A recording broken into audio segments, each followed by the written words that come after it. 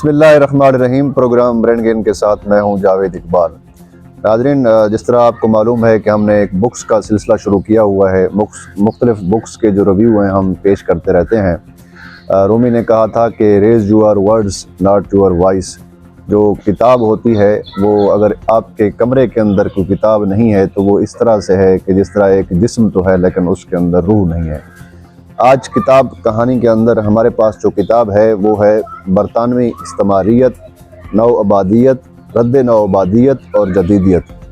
ये किताब के जो राइटर हैं वो हैं अकमल सोमरू साहब। इनका कुछ अरसा जो है वो सहाफ़त के अंदर भी गुजरा है और अब जो है वो ये एकेडेमिया के अंदर एज अ प्रोफेसर के तौर पर भी काम कर रहे हैं। मेरे नज़दीक जो ये राइटर हैं ये बहुत अच्छे रिसर्चर भी हैं। ये किताब, इसका जो रिव्यू है बुनियादी तौर पर अगर हम देखें तो ये 5 अबवाब के ऊपर मुश्तमिल है।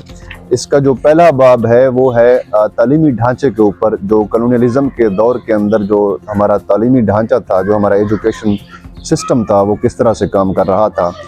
इन्होंने कुछ रेफरेंस भी दिए कि हमारे कॉलोनियलिज़म दौर के अंदर जो एजुकेशन हमारा सिस्टम है वो डाउनफॉल की तरफ किया है। इसका पहला बाब जो मैंने आपको बताया कि तालीमी ढांचे के ऊपर है, नौआबादियाती और रद्द नौआबादियत के तनाजुर में ये बात करता है।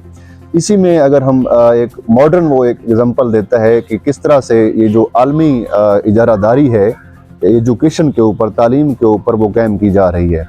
अब उसने एक एग्जांपल दी है कि ये जो प्लेजरिज्म हम चेक करते हैं, इस प्लेजरिज्म को चेक करने के लिए हमने एक सॉफ्टवेयर बाय किया हुआ है। जदीद तालीमी निज़ाम को जब हम देखते हैं तो इसने एक बड़ी मॉडर्न एग्जांपल दी है कि एमएससी केमिस्ट्री, एमएससी फिज़िक्स और जो भी जो रिसर्च की जा रही है किसी भी सब्जेक्ट के अंदर, ये उन बच्चों के लिए और बच्चियों के लिए बड़ी तशवीशनाक बात है कि हम क्या करते हैं कि एक सॉफ्टवेयर है जिसका नाम है टर्निट। और ये सॉफ्टवेयर हमारे HEC ने बाय किया हुआ है सिलिकॉन वैली से, और यूँ 8 करोड़ इसका हम हर जो है ना सालाना इसको पे करते हैं। और तकरीबन ये जो सॉफ्टवेयर है ये 150 यूनिवर्सिटीज़ के अंदर ये काम करता है। अब हमारा निज़ाम देखें किस तरह से फेलियर का शिकार है।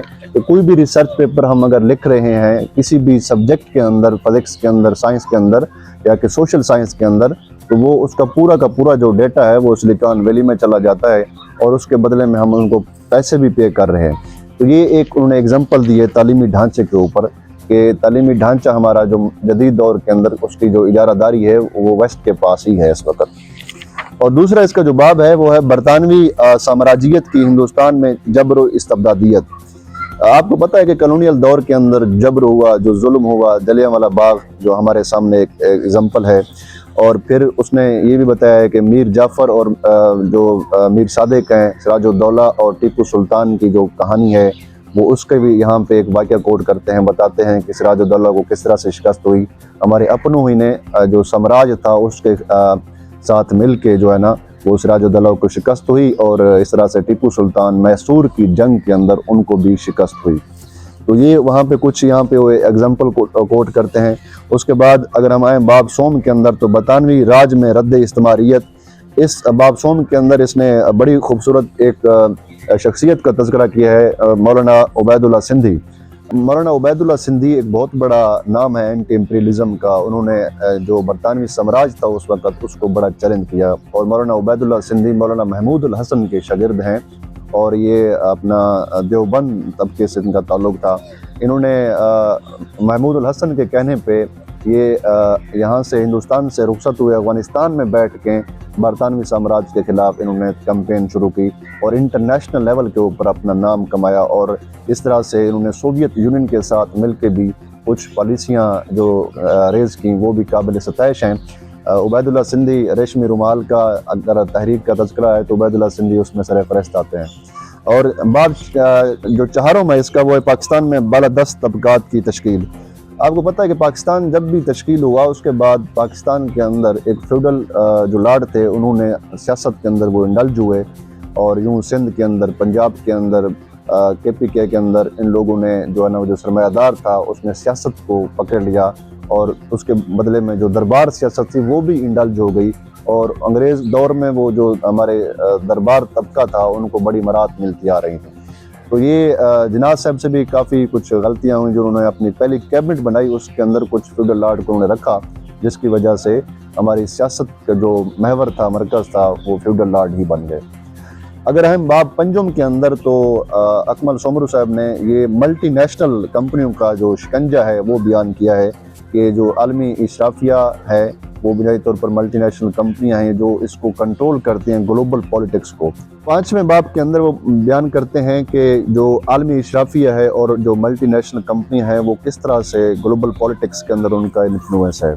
اب اگر ہم دیکھیں کہ جو 2024 کا الیکشن ہوا ہے، ڈونلڈ ٹرمپ سیکنڈ ٹرم کے اندر رہے ہیں، تو ایلن مسک ایک جو ہے نا ایک گڈ ایگزامپل ہیں، جو ہم اگر ان کو لینا چاہیں گلوبل پولیٹکس کے اندر عالمی اشرافیہ کے طور پر، تو ان کا جو سیاست میں رول ہے وہ آپ کے سامنے ہے۔ تو اس طرح سے ہمارے ہاں پاکستان کے اندر دیکھیں، ڈیولپنگ کنٹریز کے اندر جو ملٹی نیشنل کمپنیاں ہوتی ہیں وہ بھی اپنا رول پلے ادا کرتے ہیں۔ تو اس کتاب کا بنیادی خلاصہ یہ کلونیلزم دور کے جو جبر تھا، ظلم تھا، یہ وہاں سے اس پورے منظر کو، یہ پینوراما کو یہ کیپچر کرتا ہے جو رائٹر صاحب ہیں، اور پھر رد نوآبادیت جو یہاں پہ جو کمپین چلی ہمارے ہندوستان کے اندر، پھر اگر ہم مڈل ایسٹ کے اندر دیکھیں تو یہ جو اینٹی کلونیل کمپین تھی وہ بھی امرج ہوئیں۔ تو بنیادی طور پر یہ کتاب آپ لوگ بھی، میں آپ کو سجیسٹ کروں گا یہ کتاب لازمی پڑھیں۔ اور ہماری اگلی کتاب کا جو میں آپ کو ریویو پیش کروں گا وہ ہماری کتاب ہوگی اداس نسلیں عبداللہ حسین کی۔ جاوید اقبال کو اجازت دیجیے، اللہ نگہبان۔